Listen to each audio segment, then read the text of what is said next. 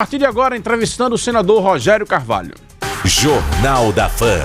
Entrevista. Eu quero o senador Rogério Carvalho, pré-candidato ao governo de Sergipe. Mais uma vez, muito bom dia e bem-vindo mais uma vez aos estúdios da Fã. Obrigado, Narciso. É sempre uma satisfação estar aqui ao seu lado, recebendo suas provocações inteligentes. Meu caro senador, vamos começar primeiro pelo mandato. Nesses primeiros 4 meses aí de 2022, o que é que a gente pode destacar da sua atuação no Senado e qual é o estágio do parlamento em um ano eleitoral? Olha, este ano nós pautamos o debate sobre a redução do preço da gasolina, que foi talvez o projeto mais relevante que foi discutido tanto na Comissão de Constituição e Justiça e deve ir no plenário do Senado, né? Isso, se tivesse sido já pautado na Câmara e voltado na Câmara, nós poderíamos ter uma redução e um controle mais efetivo dos aumentos repetidos que ocorreram com a gasolina, com gás de cozinha, botijão de gás. Nós temos, para entrar na pauta, um projeto de minha autoria que propõe a reorganização do Sistema Único de Saúde. É um projeto de fôlego importante, porque consolida os papéis da União, dos estados, dos municípios, organiza o financiamento de acordo com a capacidade produtiva instalada e a responsabilidade sanitária de cada ente. Por exemplo, no caso de Aracaju, que tem a responsabilidade de atender pessoas do estado inteiro, o financiamento seria corrigido, porém, a cidade de Aracaju passaria a ser obrigada a atender a população do interior e seria fiscalizada por este atendimento, unificaria os sistemas de identificação dos usuários de planos de saúde do SUS para poder garantir um ressarcimento ao SUS toda vez que um usuário do plano usasse o sistema público para melhorar o financiamento do sistema público, ou seja, é um projeto amplo de reestruturação, ou melhor, de finalização da organização do Sistema Único de Saúde, que foi muito importante durante a pandemia. Nós temos vários projetos em tramitação, inclusive uma PEC que já tem as assinaturas que eu coletei para estabelecer a jurisprudência dos processos decididos pela Câmara Especial do STJ, porque a Justiça Federal Brasileira ela não tem jurisprudência consolidada, porque o STJ não tem essa competência, só o STF. Então, tem vários processos que têm decisões diferentes, sem consolidação de uma regra que sirva para vários processos de mesma natureza e com semelhanças. Então, tem um projeto de emenda constitucional pronto para dar entrada. Estou esperando um debate agora com o ministro Mauro Campbell, do STJ, para a gente poder fazer a apresentação. Nós temos projeto na área de relações institucionais, discricionariedade, por exemplo. Você entra com um empresário, entra com um projeto de licença ambiental. É preciso que os órgãos ambientais eles definam o processo para cada tipo de licença que ele vai requerer. Aquele órgão ambiental tem o prazo, tem as exigências já no sistema para que o empresário, o empreendedor possa ter agilidade no vai desburocratizar e dar mais transparência. Dar mais transparência, diminuir a corrupção nessas áreas.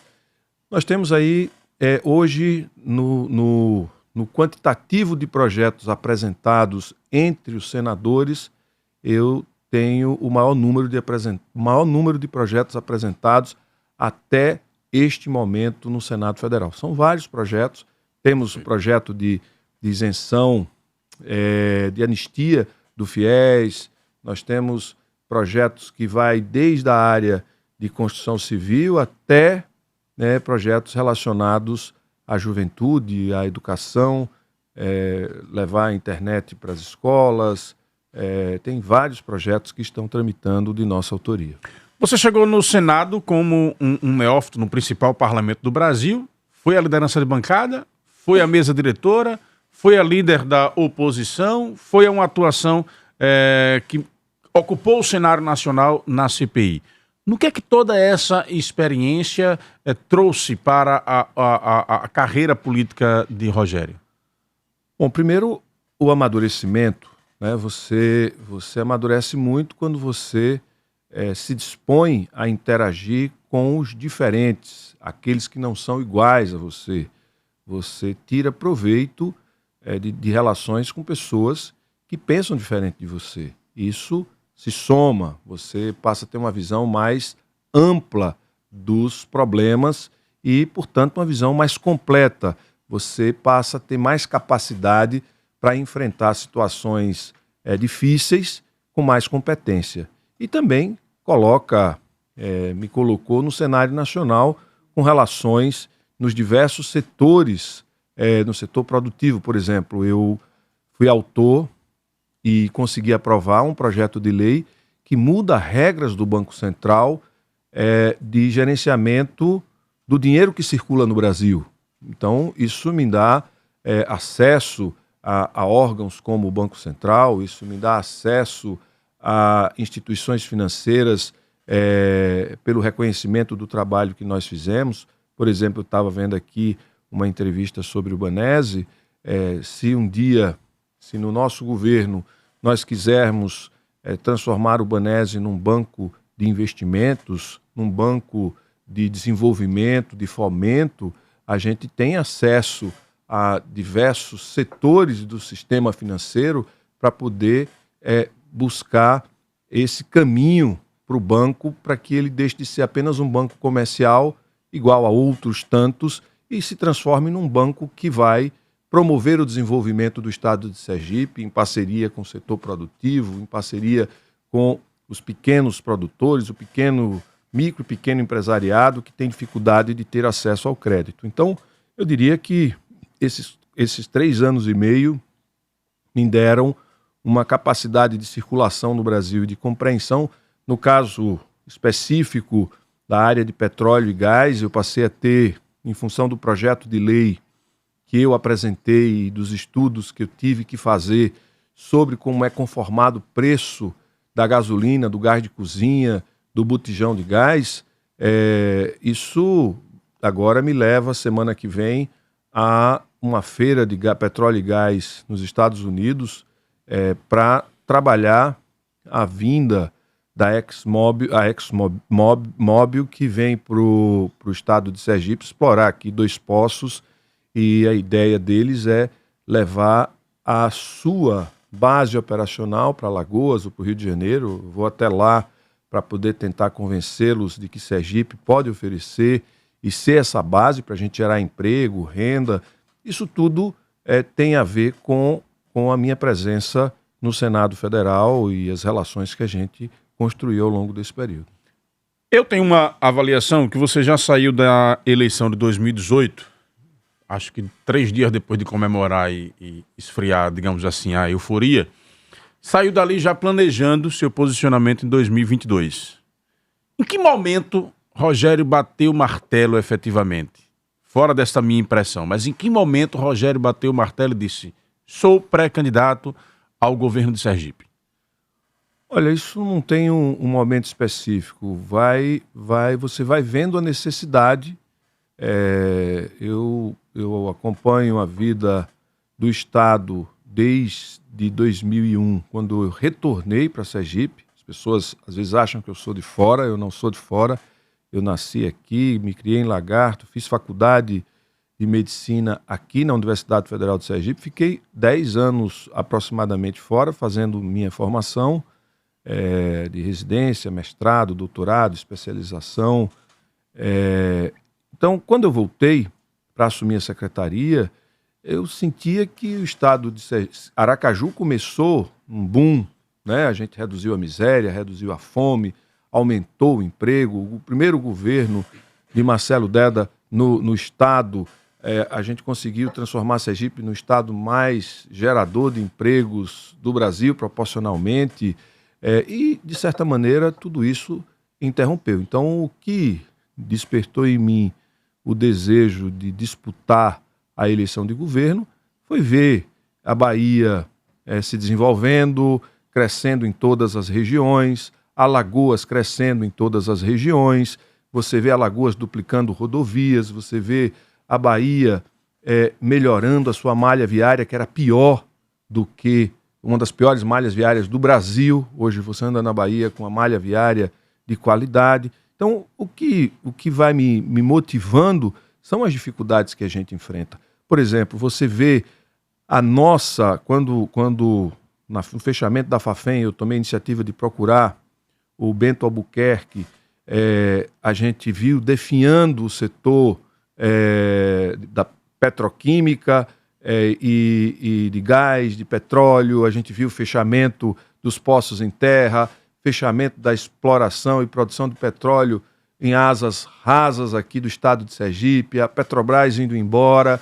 Ou seja, quem é sergipano e sabe da importância da Petrobras para a nossa economia e tem que se movimentar. Então, o desejo de reverter isso, de trazer de volta a Petrobras, de trazer de volta grandes investimentos para o nosso estado, isso foi crescendo até que eu me posicionei e me coloquei à disposição para disputar o governo do estado. Quando você só critica, né, e você não consegue passar para as pessoas a ideia de que você não basta criticar, você também tem que assumir o protagonismo. E veja, Narciso, as pessoas perguntam também, mas vocês não tinham uma aliança?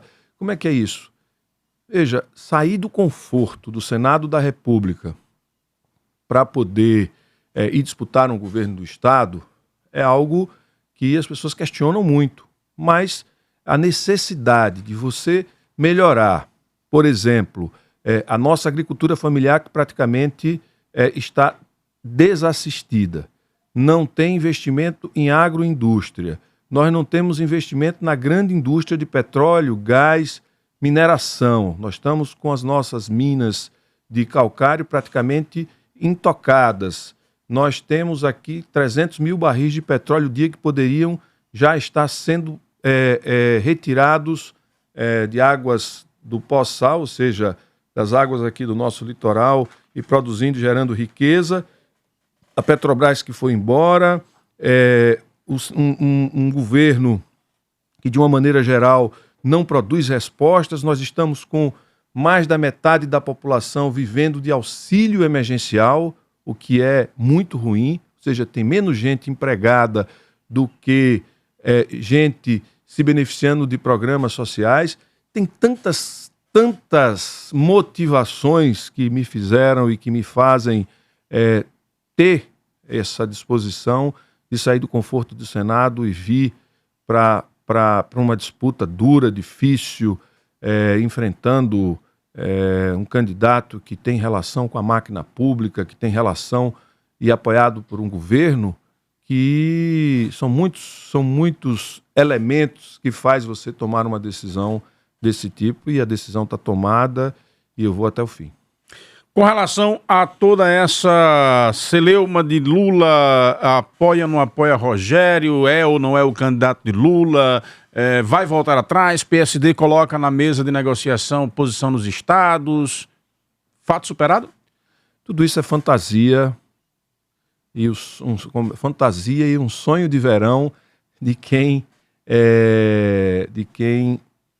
não quer, né, disputar com um candidato que tem o apoio da maior liderança do Brasil, que é o presidente Lula. Então, e que gostaria de ter o apoio do presidente Lula. Então, eu sofri, além de terem dito que eu não seria candidato porque tinha processo, etc., e não tem processo minha vida está absolutamente regular, nunca fui processado por nenhum tipo de ato de corrupção, desvio de dinheiro, enriquecimento ilícito. Nunca na minha vida sofri processo dessa natureza.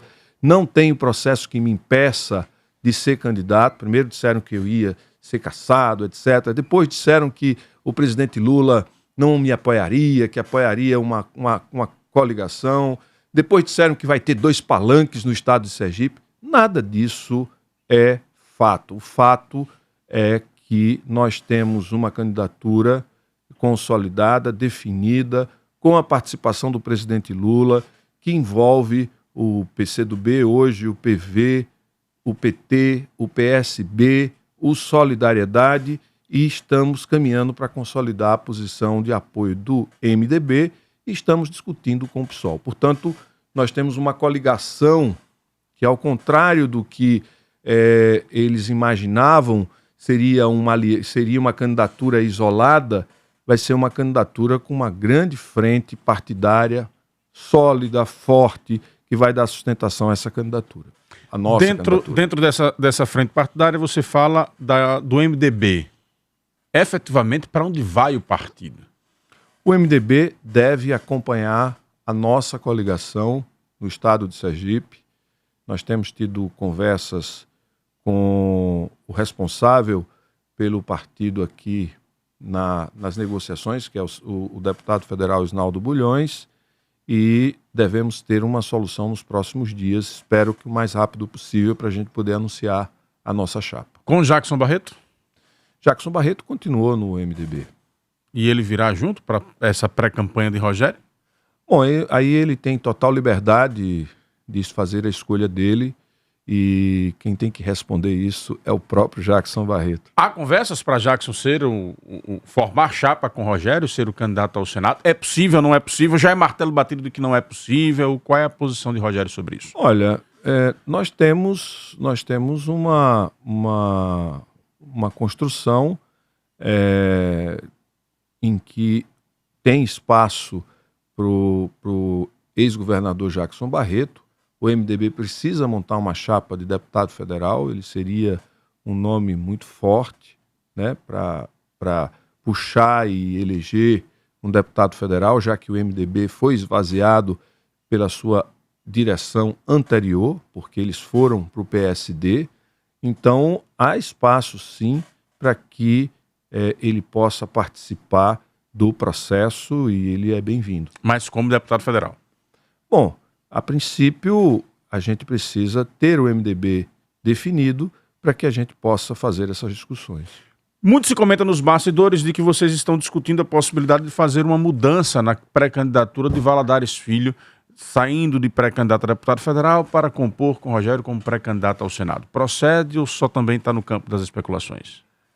Neste momento, tudo é especulação e tudo é possível, mas a gente precisa ouvir outros partidos, né?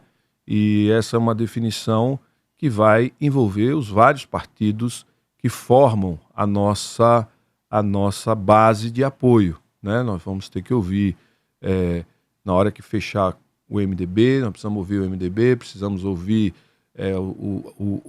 o PV, precisamos ouvir todos os partidos que compõem essa frente que nós estamos montando, que dará suporte à nossa candidatura. Essa filiação de Yasmin Deda e o aparecimento dela, inclusive, em eventos públicos com o Rogério, dá uma sinalização de que pode ser ela componente também da chapa majoritária? A filiação dela foi um ato muito importante para o partido, pela importância da família de Deda, né, e da família dela, e é muito mais uma reafirmação da nossa proximidade, da proximidade do partido com a família Deda, e principalmente com o núcleo familiar do governador, do que qualquer uma outra questão de ordem política, de participação de eleição neste momento. Mas isso não quer dizer que no futuro elas não estejam, né, dependendo da vontade delas, né, à disposição do partido. Quem se filia, uma hora pode ser convidada a participar. Não creio que nesta eleição, mas em outras eleições, quem sabe a gente pode ter uma filha de Deda participando de uma disputa eleitoral. É uma resposta à aparição da Luciana Deda, com o sobrenome dela também dentro do PDT? Não, eu acho que foi uma manifestação muito espontânea e um desejo espontâneo delas de manifestarem a posição dela de compromisso com a história do pai, compromisso com a história da família delas, com o Partido dos Trabalhadores. É importante dizer que elas cresceram dentro do Partido dos Trabalhadores e aquilo foi um gesto de demonstração de apoio e de proximidade com o PT, com o Partido dos Trabalhadores, que foi o partido que o pai dela ajudou a construir, se não o mais importante, um dos mais importantes líderes do nosso partido no Estado e no Brasil. Estamos conversando, entrevistando aqui o senador Rogério Carvalho, pré-candidato ao governo de Sergipe, trazendo um recado para você. Aqui na Ama Confeitaria, o nosso ambiente está preparado para todas as expressões e celebrações. Nos preocupamos com cada detalhe: café da manhã, almoço, janta, chá da tarde,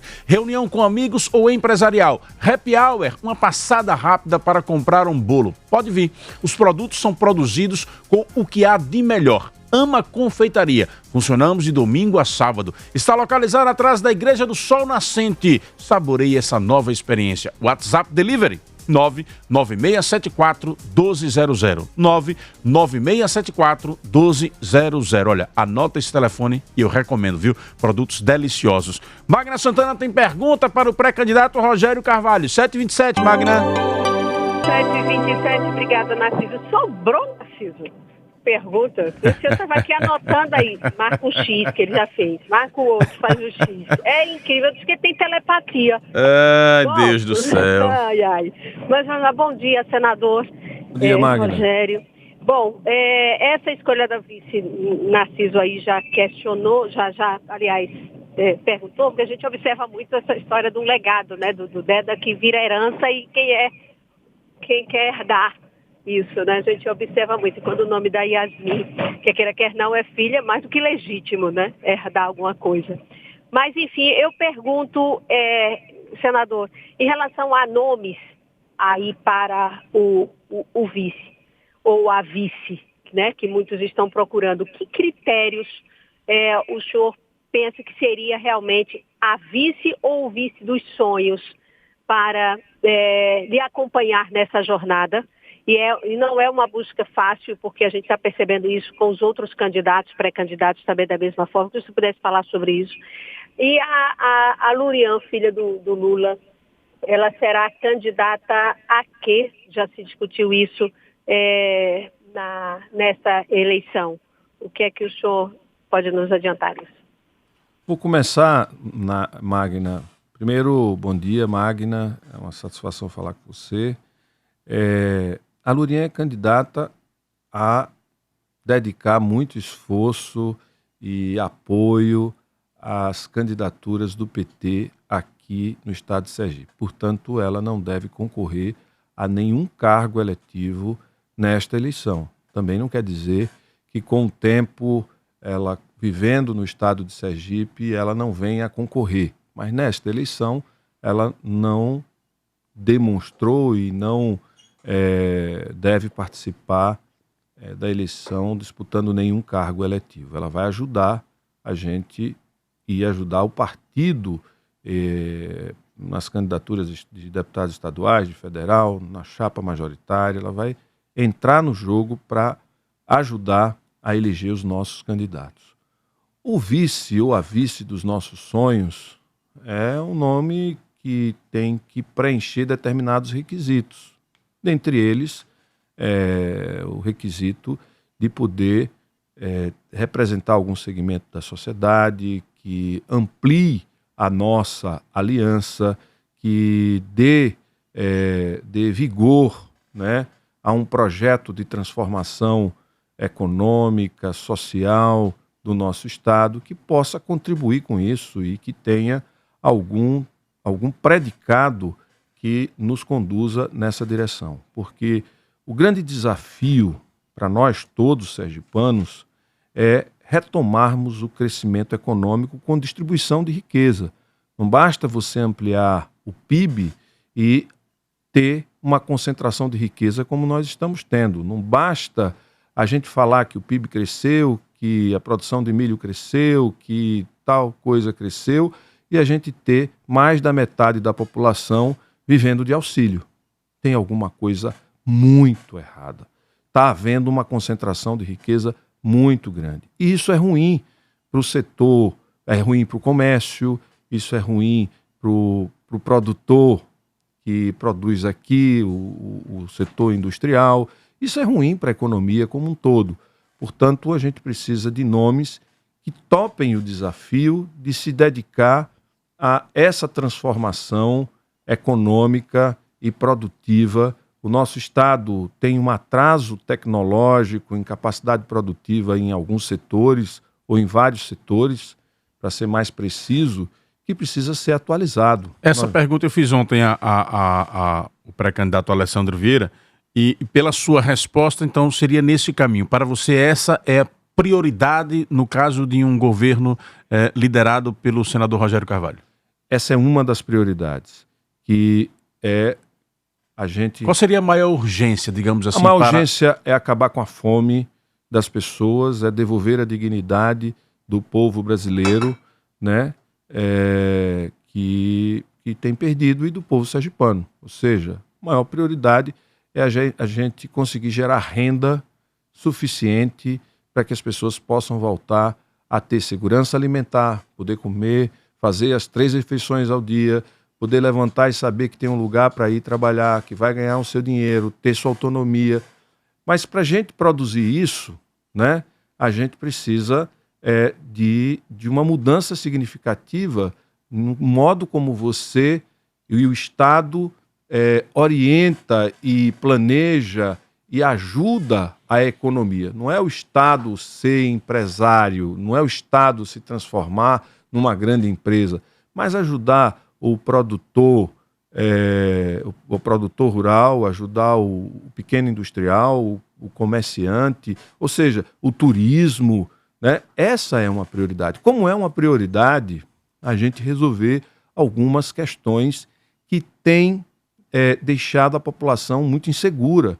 Por exemplo, a educação no nosso estado precisa de uma atenção porque as famílias mais pobres não veem perspectivas para os seus filhos, né, com a qualidade da educação que a gente tem hoje. Então, é preciso um programa ousado, não para um grupo específico de alunos, não para efeito de demonstração, escola de excelência.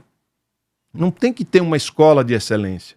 Na sua visão, a excelência da educação hoje ela está selecionada em Sergipe? Na minha visão, na realidade, você tem algumas escolas de excelência.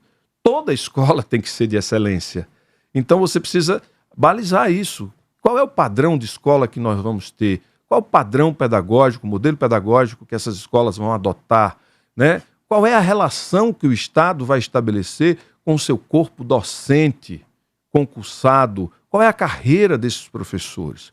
Na área da saúde, é inaceitável que a gente tenha milhares de pessoas esperando por uma cirurgia de catarata, cirurgia de joelho, até cirurgias oncológicas que colocam em risco a vida das pessoas, pessoas que têm aneurisma, que têm doença coronariana, precisando fazer uma intervenção cirúrgica que hoje é muito mais simples, via endovascular, que você pode resolver com agilidade, com facilidade, inclusive, do ponto de vista tecnológico, e essas pessoas ficarem esperando meses, anos, para poder ter o seu problema solucionado. Então a gente precisa ter isso como prioridade.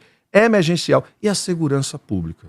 Nós não podemos mais não olhar para a segurança pública não só como um problema de atacar o agente delituoso, mas ter uma segurança pública que gere segurança pública, né? Com a tecnologia que a gente tem hoje, com câmeras, com sistemas de monitoramento, com profissionais, com a polícia estando nos locais onde ocorre, onde tem o maior tipo de ocorrência, com destacamentos de acordo com o tipo de ocorrência. Então, nós temos aí algumas prioridades que vai do desenvolvimento econômico, saúde, educação, segurança pública, mas, acima de tudo, emprego e renda, e recuperar, para concluir, nós precisamos recuperar a autoestima do servidor público. O senhor fala dessa recuperação logo após o intervalo comercial e no retorno a gente fala também interagindo com os nossos ouvintes. Senador, vamos fazer um acordo? Eu faço a pergunta, você é sucinto na resposta para a gente conseguir colocar o maior número de ouvintes possível, combinado? Combinado. Vou começar sobre o cenário nacional. Crescimento de Bolsonaro nas pesquisas não pode trazer aí um freio nessa chamada onda Lula? Não, porque o crescimento reflete a diminuição dos adversários, os outros candidatos da chamada terceira via que saíram do páreo. Quando você diz que Lula não terá 2 palanques em Sergipe, é uma negativa de receber apoio dos outros pré-candidatos que querem votar em Lula? Político não rejeita voto, mas define quem apoia. O presidente Lula, obviamente, apoiará uma candidatura ao governo do Estado e uma chapa ao governo do Estado e à Câmara, ao Senado, à Assembleia Legislativa, e essa chapa é a chapa encabeçada por nós, não porque sou do Partido dos Trabalhadores, mas desse bloco que ele avalizou. Vamos então às perguntas enviadas por escrito aqui primeiro, daqui a pouco a gente coloca áudios de ouvintes também. O vereador lá de Neópolis, Heron, quer saber as suas propostas para o Baixo São Francisco. Vai anotando aí que a gente vai fazer em bloco, senador. Tenho aqui também o Flávio Bispo, lá de Salgado. Ele quer saber se teremos uma Secretaria de Agricultura estando atuante. É o que diz aqui o Flávio Bispo. Tenho também aqui uma pergunta do Jeová. Ele é da Cidade Nova. Ele quer saber se tem projeto para construir uma escola de ensino médio na zona norte de Aracaju. Tenho também aqui o Leônio, sempre participa conosco aqui, morador aqui da região sul de Sergipe. O Leandro diz, pergunte a Rogério se na captação de apoio à candidatura dele, a vaga no próximo ano do Tribunal de Contas entra nas conversas. Não tenho discutido apoio em troca de cargo, como, por exemplo, vagas em tribunais no Tribunal de Justiça, Tribunal de Contas. Acho que isso não é saudável para a política. Com relação à proposta do Baixo São Francisco, a nossa ideia é muito clara. Nós devemos incrementar a piscicultura com a criação de aumento do número de produtores no Rio São Francisco, em sistema de rede, criar uma agroindústria que possa beneficiar esse pescado, fábrica de ração, fábrica de farinha de peixe para a produção da ração e beneficiar o nosso arroz e prepará-lo para colocar na prateleira do supermercado, ou seja, secadora, beneficiadora de arroz, empacotadora, e comercializar isso de forma cooperada. A Secretaria de Agricultura ela terá que ser atuante porque no nosso programa nós precisamos modernizar a agricultura, tanto para aqueles setores que produzem em grande escala, quanto para os pequenos produtores poderem agregar valor, né,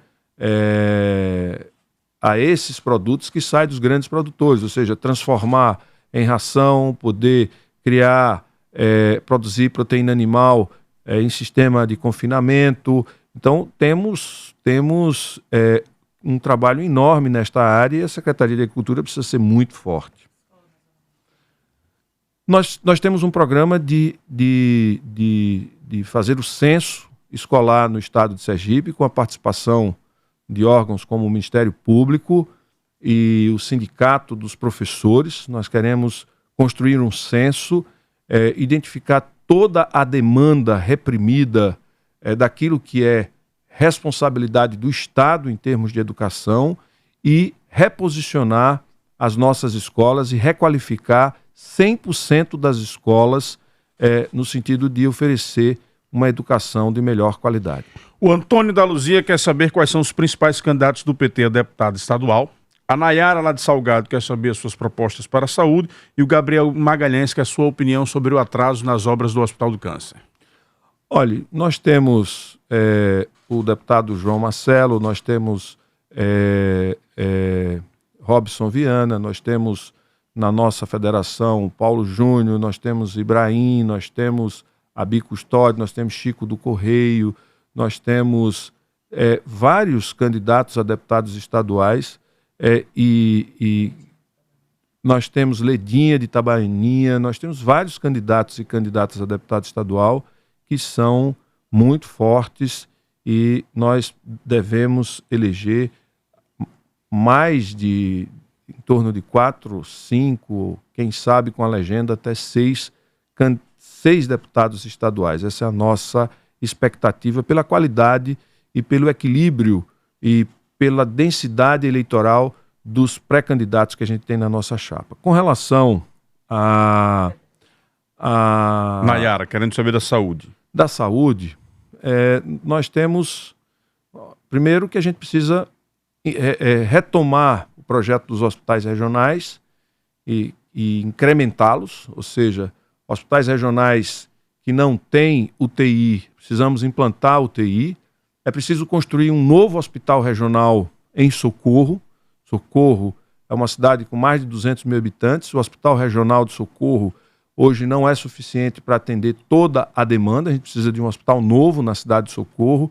A gente precisa de um hospital regional na região do Vale do Cotinguiba, né, onde hoje funciona, por exemplo, a maternidade de Capela, talvez aquele, ou a gente construa um novo hospital. Então é preciso incrementar os hospitais regionais com unidades de terapia intensiva. Não se justifica mais fazer hospitais sem terapia intensiva por conta do envelhecimento da população, por conta da densidade tecnológica que se exige hoje nos tratamentos, e criar os centros de diagnósticos regionais, acoplado a estes hospitais, para que nós possamos reduzir o tempo de resposta para situações graves. Por exemplo, uma pessoa que tem uma suspeita de AVC e entra no hospital de Aquidabam, ele tem que ir para a Glória. Quando chega em Glória, não tem diagnóstico, não tem ressonância, não tem tomografia. Aí de lá ele tem que vir para o USE. Chega no USE, faz o diagnóstico, é hemorrágico. Não dá para atender no USE porque tem uma demanda grande, manda para cirurgia. Então veja que essa pessoa passou em 4 hospitais para poder ter o diagnóstico e o tratamento. Se você tiver em Glória um centro diagnóstico, e se o AVC não foi hemorrágico, foi isquêmico, você trata ali mesmo. Resolveu o problema do paciente, tratou, e esse paciente vai ser ambulatorialmente acompanhado, né? Se precisar fazer uma intervenção cirúrgica, como a neurocirurgia, é um procedimento, dependendo do procedimento, tem que vir para cirurgia, senão nós temos que implantar hemodinâmicas, unidades de hemodinâmicas nas regiões, para fazer tratamento cardíaco, colocar stent, aneurisma, infarto, tudo isso pode ser tratado no interior. Vamos a mais ouvintes aqui através de áudio participando. Recebo aqui também do Sérgio Viana, parabenizando o Rogério Carvalho pela entrevista, e do empresário Emanuel Oliveira. Ele disse que fica encantado a toda entrevista de Rogério, que quando o pré-candidato demonstra que está preparado, não só enxergando e estudando a forma como solucionar a necessidade de tirar o nosso estado desse momento terrível economicamente. É o que diz aqui o Emanuel Oliveira. Vamos lá, Wendel Lessa. Narciso Romário, da cidade de Capela. Pergunta aí ao senador Rogério Carvalho se teria como trabalhar um pouco mais aí, ou trabalhar muito, para ver se termina essa duplicação da BR-101, porque se não for por meio dos nossos parlamentares, por outro lado não vai não, viu? Tem que ver aí se eles se movimentam aí, todos eles se movimentam, senadores e deputados aí, para ver se termina essa duplicação, porque já tem 20 anos já e até hoje nada. A empresa que estava aí parece até que já foi embora. Bom dia. Bom dia, Narciso. Quero mandar um bom dia para o doutor Rogério, que quando ele era secretário da saúde, já briguei muito com ele, que eu fazia parte do Conselho Local de Saúde do Augusto Franco, e a gente brigava muito porque era tudo misturado lá hoje onde é o SEMAR. E a gente pedia para separar, ele dizia que não podia, mas depois alugou um prédio e separou até arranjar um local para fazer o posto de saúde. E pedimos reforma lá para o SEMAR. Ele fez o posto de saúde aqui, brigamos, mas foi bom demais, viu? Um abraço para você e para ele. Tudo de bom. Bom dia. Bom dia, Narciso Machado. Bom dia, tudo é FM Fã. Narciso Machado, pergunta aí a Rogério Carvalho se ele, sendo governador do estado, ele vai ajudar os times de futebol sergipano nesse campeonato em nível nacional, como a maioria dos estados ajuda os times. Só que aqui em Sergipe, eles não fazem isso no futebol sergipano. Bom dia, Narciso, bom dia, fã, bom dia, ouvintes. Bem direto. Rogério Carvalho, me diga uma coisa. Até quando a gente vai ter esse silêncio, esse mistério, essa hora de não se toca no assunto, com relação à postura da vice-governadora Eliane Aquino? Né? Porque eu acho interessante, porque o nome de Marcelo Deda não descansa. Ele está em todos os seus discursos, todos. Entretanto, nada se comenta com relação à postura da senhora Eliane Aquino. Ela vai estar no palanque de Belivaldo ou vai estar no seu palanque? E como é que se explica isso? Fica um pouco confuso, né, Rogério, da gente entender, dados os esvaziamentos e uma série de coisas que envolvem o Partido dos Trabalhadores aqui em Sergipe. Essa é a minha pergunta, Cleide. Bom dia, Narciso. Bom dia aos seus ouvintes do Jornal da Fã. Narciso, eu fico ouvindo a entrevista de pré-candidatos aí ao governo do estado e hoje você está entrevistando aí o senador Rogério Carvalho e as propostas parecem que são as mesmas. É melhorar a educação, a segurança pública, a saúde e geração de emprego. Esse pessoal tiveram mais de 16 anos no poder. E por que assim não fizeram? Parece até que ele está se apresentando agora na política, que nunca estiveram no poder. É essa a observação que eu faço. Muito obrigado e um bom dia a você. Romário Iracema, o ouvinte aí sobre futebol, acabei não gravando o nome dele, o Cleimário e o J. Carlos. Vamos lá. Primeiro eu vou para o J. Carlos. Eu quero dizer para você, J. Carlos, que nós fizemos, quando assumimos a Secretaria Municipal de Saúde, o SAMU de Aracaju. Construímos 13 unidades básicas, unidades de saúde da família em Aracaju, padrão, reformamos outras 31, reformamos a Rua de Bahia, criamos o pronto-socorro Zona Norte, Zona Sul, criamos o serviço de cirurgia bariátrica do Hospital Universitário, criamos o serviço de saúde mental do Hospital São José, montamos toda a rede de atenção psicossocial, CAPS infantil, CAPS adulto, CAPS 24 horas, CAPS para tratamento de dependentes químicos, implantamos leitos de terapia intensiva no Hospital Universitário, a unidade de terapia intensiva do Santa Isabel, criamos os leitos de terapia intensiva do Hospital Universitário na época, a unidade de pediatria do Hospital Universitário, criamos a unidade vascular avançada do Hospital de Cirurgia, reformamos a Rua Bahia, criamos o Centro de Especialidades do Augusto Franco, fizemos tanta coisa, criamos o Centro de Referência da Criança e do Adolescente, o Cefismo, o Centro de Fisioterapia e de Reabilitação da Rua Bahia, implantamos o SAMU, então isso em Aracaju. No estado, o Programa das Clínicas, que foram 102, mas se concluíram, né, ou foram concluídas as obras de 98, criamos o SAMU, reformamos todos os hospitais, triplicamos o tamanho do USE, saímos de 12 leitos de terapia intensiva no USE para 64 só para adultos, né? Nós reinstalamos e colocamos em funcionamento a unidade, a maternidade Nossa Senhora de Lourdes, que foi construída pelo governador anterior, mas fomos nós que equipamos, fomos nós quem treinamos o pessoal, fizemos os maiores concursos e desprecarizamos 100% do trabalho. Então, na área da saúde, que foi a área que eu atuei, eu quero dizer que os meus compromissos, e aqui a senhora lá do Augusto Franco, que eu lembro dela, a gente teve muita discussão, ela sabe que nós criamos todos os conselhos locais de saúde de Aracaju, reorganizamos o Conselho Estadual de Saúde, tudo que tem na saúde, se tirar, não vai sobrar muita coisa. Então, eu posso dizer com tranquilidade que no espaço onde eu atuei, aquilo que a gente se comprometeu, a gente fez. E eu quero fazer o mesmo na educação, voltar a trabalhar na saúde, quero fazer o mesmo na segurança pública e quero trabalhar muito numa área que o Estado tem deixado de lado, que é a reorganização econômica e o desenvolvimento econômico. O futebol sergipano, ele precisa sim, né?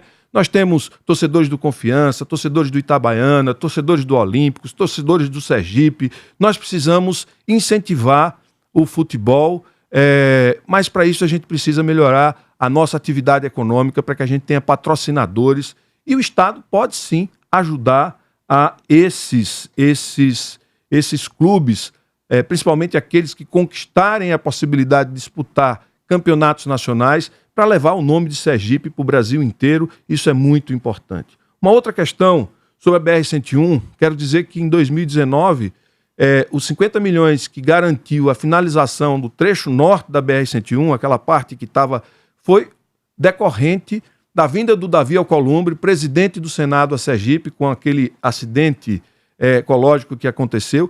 A gente conseguiu, e fui eu quem articulou no plenário do Congresso Nacional a liberação dos 50 milhões para a conclusão dessa obra. E quero dizer uma coisa importante: o governo estadual precisa ter uma parceria muito afinada com o presidente da República, porque a BR-101 é uma obra federal e o presidente Lula já assumiu esse compromisso com a gente, da duplicação da 235 de Itabaiana até Aracaju, da 270 de Lagarto até a BR-101 e a conclusão de toda a BR-101. Então, é preciso que a gente tenha essa parceria com o governo federal e a gente tenha um governo federal compromissado com o desenvolvimento econômico, com a inclusão, com a geração de emprego. Foi no governo do Lula que a gente teve o Luz para Todos, que a gente teve o FIES, que a gente teve todos esses programas, o Minha Casa Minha Vida, o Bolsa Família, tudo isso que a gente precisa ter em parceria com o governo federal. Eliane Aquino, a provocação do Cleimar. O Cleimar, eu queria dizer o seguinte: Eliane Aquino estará no palanque do Partido dos Trabalhadores.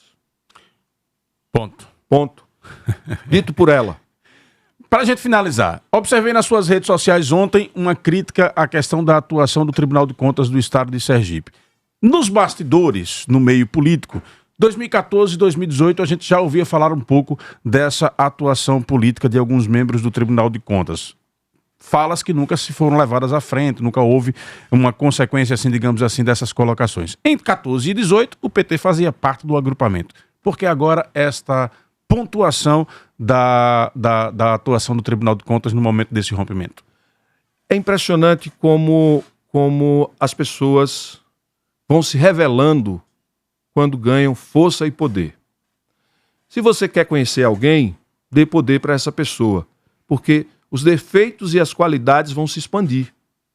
Então, a gente tem visto o defeito de algumas pessoas que receberam o poder se expandindo.